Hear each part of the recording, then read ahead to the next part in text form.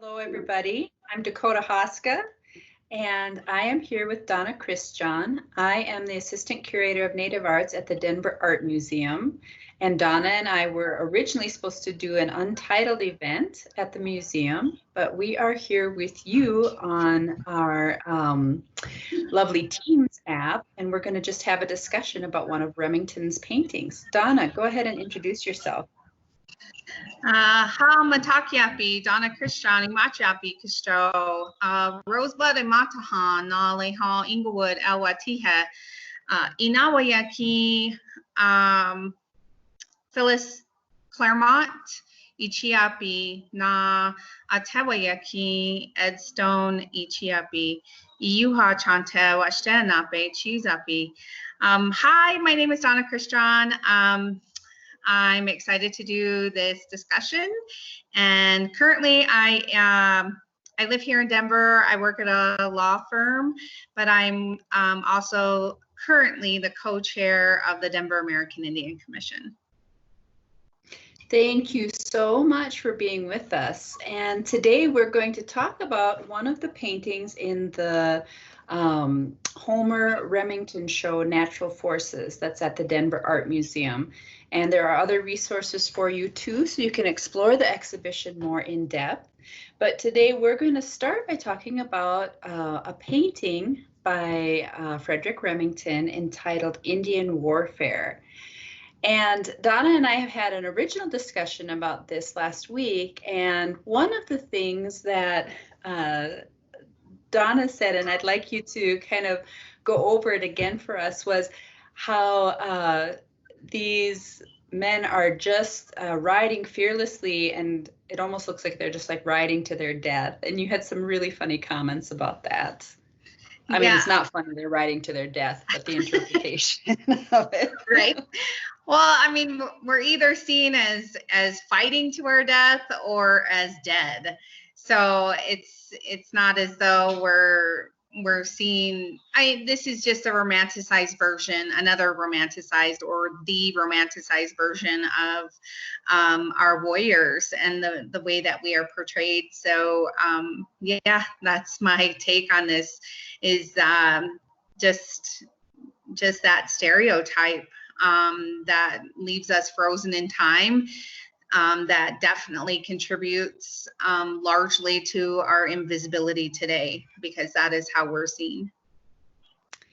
One thing that I really like that you were talking about is, although this is a stereotyped image of us, or you see this kind of image a lot, rarely is it discussed about how adept we were at fighting on the plains, and how adept we, really how proficient we were as warriors. Not me myself, because I can't ride horse, but these guys were, I mean, we were good, right?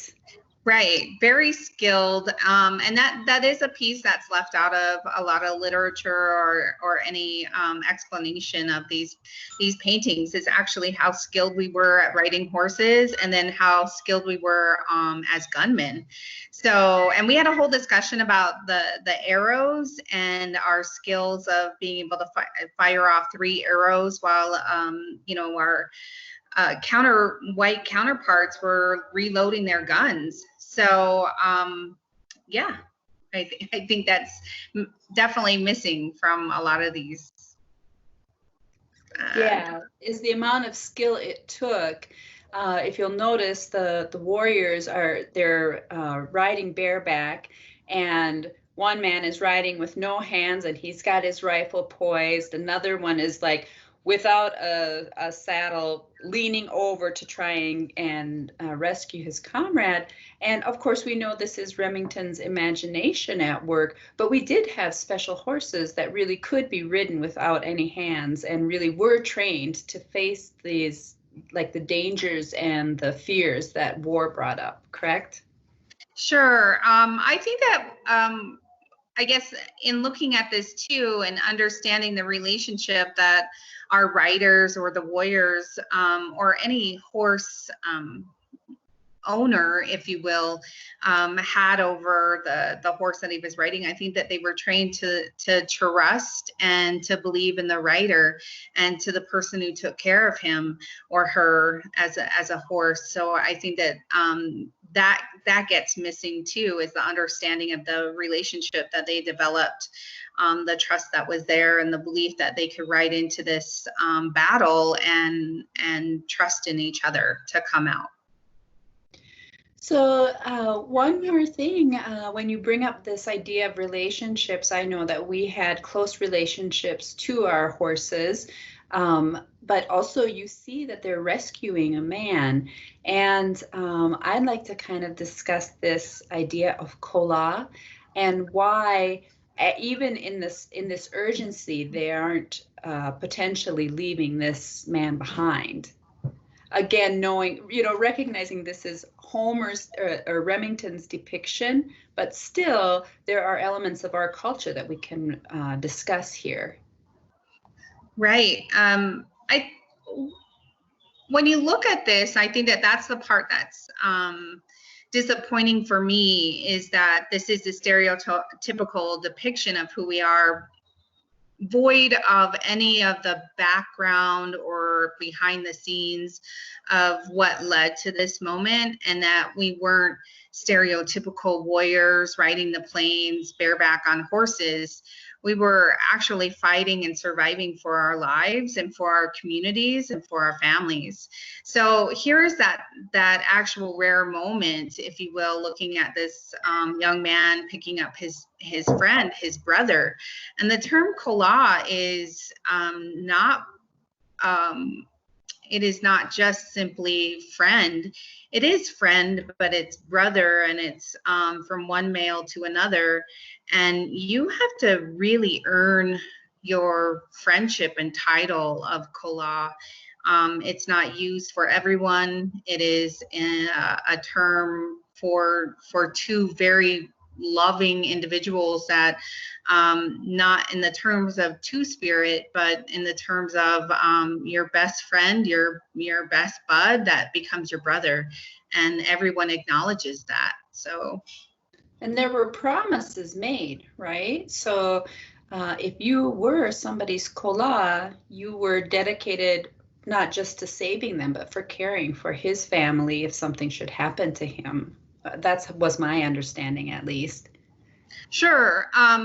Whichever promises that they made to each other, we can't necessarily know what that looks like. But I think too that comes without saying, that if I had my own brother or my own sister, that we take care of each other and we take care of our families if something were to happen to the other person. So that is what happens. You inherit another person in your family, and that is your brother. Yeah, and I guess I just bring up the promises kind of to reiterate that you just didn't call anybody kola. Right. Like, it came with a kind of sense of responsibility. If you were going to call somebody your kola, or for women, mashke, it was more than just like, hey buddy, what are you up to? It came with some sincere promises to each other, either spoken or unspoken. Sure. Yes.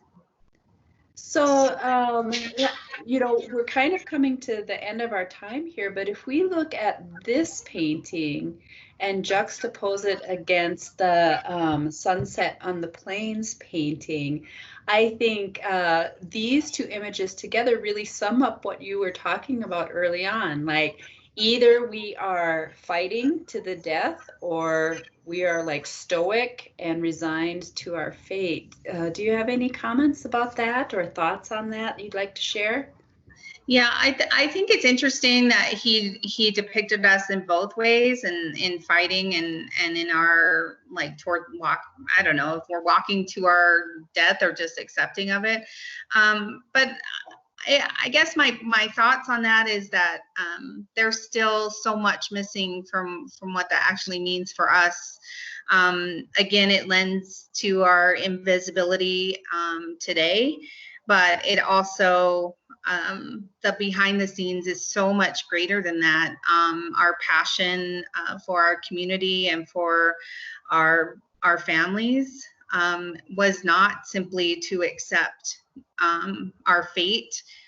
Every day was different. We woke up every day knowing that we could make a difference and we could live our lives fully, and that is completely missing from that painting. So, you know, one thing that really strikes me about that painting is that kind of about this one dimensionality that you're talking about too. Like that was home, right? That person isn't riding off into the sunset, he's going home.